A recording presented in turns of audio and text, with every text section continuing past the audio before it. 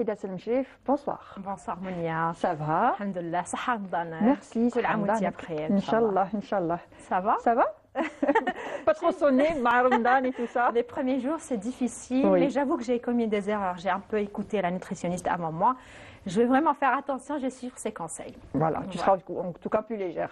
Je l'espère. Inch'Allah. Je te dirai la semaine prochaine, Inch'Allah. Très bien. Mais sinon, aujourd'hui, vu qu'on est en train de parler de tout ce qui est consommation, on va un peu rester dans le thème. Est-ce que Mounia, tu as remarqué que ces 2 dernières années, depuis la pandémie, nos factures, elles ont augmenté?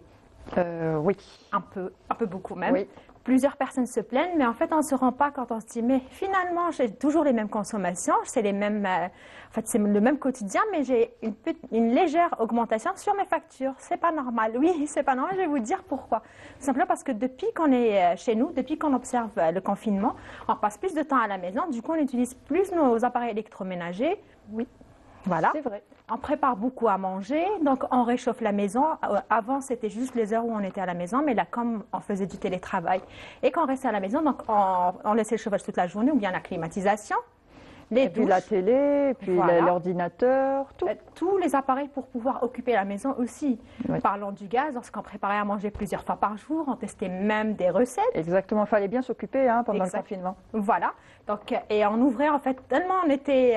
en fait, on s'ennuyait, on ouvrait nos fenêtres tout en laissant le chauffage allumé. Oui. Et ça, c'est une énergie qui se perd, mais on ne se rend pas compte.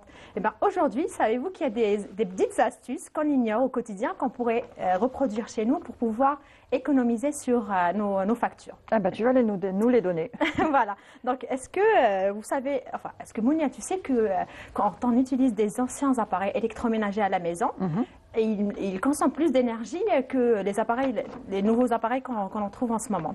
Ah ça je le savais pas par contre. Oui. En fait, on a tous à la maison un appareil qu'on a hérité de notre maman ou Oui. de la famille. Ils sont performants. Ils fonctionnent jusqu'à maintenant. Exactement. Ce qui est bien avec ces anciens appareils, c'est qu'ils ont une durée de vie beaucoup plus longue et ils ne sont pas programmés pour s'arrêter aussi. Surtout ça. On va parler de ça un jour d'ailleurs. Donc justement, ils consomment beaucoup d'énergie, ils consomment 40% plus que les machines qu'on utilise actuellement. En fait, il y a une étude de comparaison entre 2 foyers. Un foyer qui utilise les anciennes technologies, en fait les anciens électroménagers, et un autre qui utilise tout ce qui est à la pointe de la technologie. En fait, au bout d'une année, ils ont remarqué qu'ils font une économie de 40% sur leur facture d'électricité. Ce qui fait, je vais vous donner en kilowattheure, plus de 130 kilowattheures par an.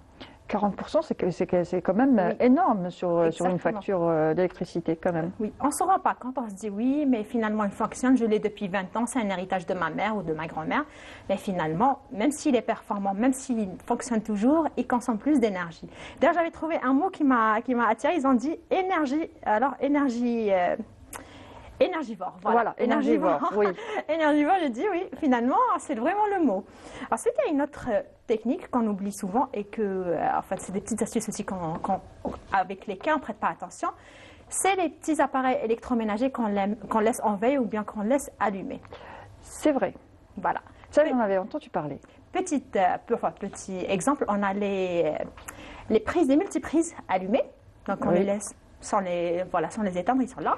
Exactement. On a les chargeurs de téléphone qu'on laisse brancher dans les prises. Même si on enlève le téléphone, on ne se rend pas compte. On se dit, oui, mais de toute manière, je n'ai pas mis mon smartphone en charge. Du coup, ça ne va pas consommer de l'énergie. Eh bien, c'est faux. Ça consomme de l'énergie. Il y a aussi autre chose, les modems qu'on laisse allumer. La télévision qu'on éteint avec la télécommande. Enfin, avant, les télévisions, ça s'éteignait avec un bouton. Donc maintenant, les télévisions ne s'éteignent plus avec un bouton comme avant. Donc quand on éteint, il y a toujours la petite lumière qui reste allumée. Exactement. Il y a des conseillers qui nous conseillent de mettre tout sur une seule prise multiprise et on appuie tout simplement sur le bouton. Oui. Moi, j'ai une petite astuce aussi pour les parents, enfin un conseil pour les motiver à éteindre les modems le soir, c'est d'arrêter la connexion un petit. Ben oui, s'ils ne dorment pas, parce qu'on ne sait pas s'ils sont dans leur chambre en train de dormir, en train de se connecter, ben éteignez. Non seulement vous allez économiser de l'énergie, vous allez voir ça sur vos factures et sur le bien-être et la santé de vos enfants, parce qu'ils vont certainement s'endormir plus tôt. C'est vrai que c'est une bonne astuce, parce qu'une fois que les parents vont dormir, ils ne savent pas leurs enfants, ce que font leurs enfants. Donc enlever la connexion, ça fait de l'énergie en moins et ça fait les enfants qui vont forcément dormir. Et très important, il ne faut pas oublier, en fait, on sort, pour ceux qui travaillent à l'extérieur, ils laissent tout le temps le téléviseur en veille ou bien les multiprises allumées, donc éteignez-les la journée. Et quand vous revenez à la maison, vous les allumez. Très bien. Une autre petite astuce qu'on ignore aussi, c'est la machine à laver. ou le lave-vaisselle aussi. Quand on l'utilise, lorsqu'on fait des lavages à chaud, sachez que la consommation d'énergie, elle est plus que quand on lave à froid. Mais en fait, ce que je n'ai pas compris, et j'ai beaucoup cherché, Mounia, c'est que même quand on lave avec de l'eau chaude, est-ce que ça enlève réellement les taches?